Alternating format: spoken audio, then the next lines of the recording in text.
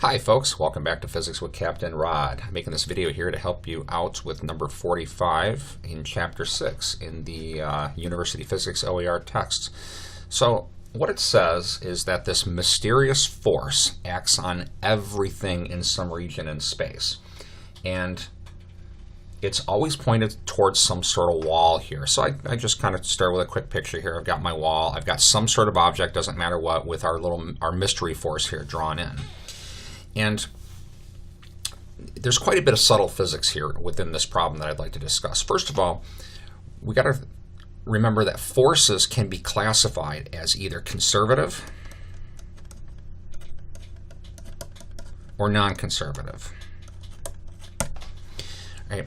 And conservative forces are the types of forces that you can define potential energies for. Gravity is usually the first example of conservative force that you deal with in physics. The force exerted by springs, also a conservative force, so you can define a potential energy for both the gravitational force and the spring force. And there's other forces in physics too. The first force you learn about is called the Coulomb Force, and that one is also a conservative force. So the first kind of step to this question is understanding, is this or is this not a conservative force? Now, I usually give people this advice. Conservative forces are forces that don't change the total energy of a system, that when you take potential energy into account, the total energy of a system does not change when an object moves around. But there is some math tests for conservative forces, and they are this, or I shouldn't say tests, but let me say properties.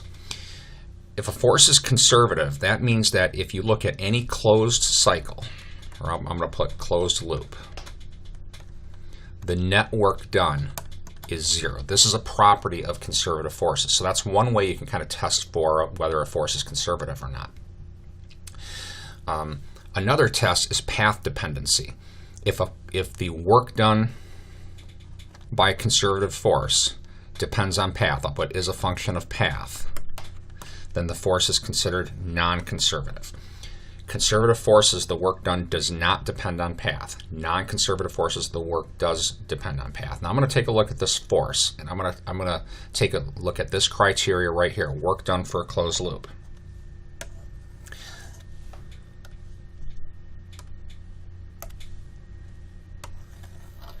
Get rid of this.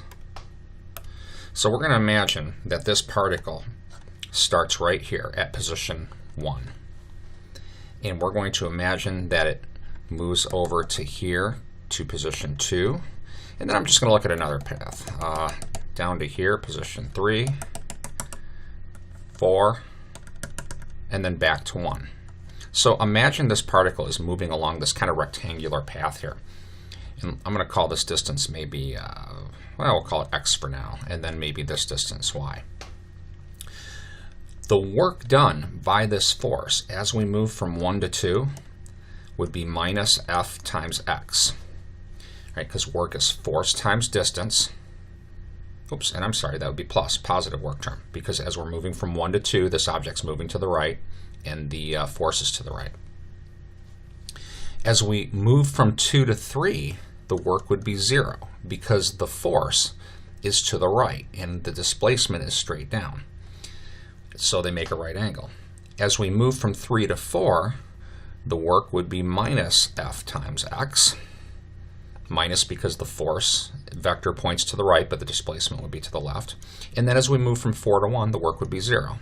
You'll notice that the net work done by this force is 0. Now, I chose a rectangular path because it just makes the math really easy to kind of show this. This would be true for any path, no matter what path I choose.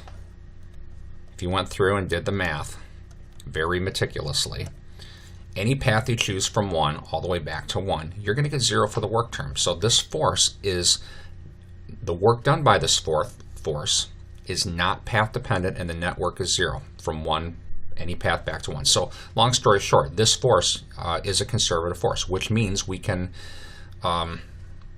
define a potential energy for it. All right, now, how do we calculate the potential energy terms? Well, when you imagine a particle moving like from position 1 to position 2 here, The relationship between potential energy and work terms is this. The change in potential energy for any system is equal to the opposite of the work done by the conservative force. So if I call this, say, X initial, and the final position here, we'll call this X final,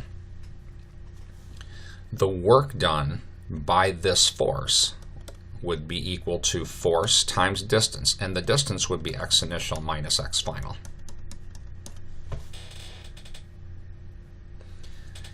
This has to equal the change in potential energy for this force, to within a minus sign.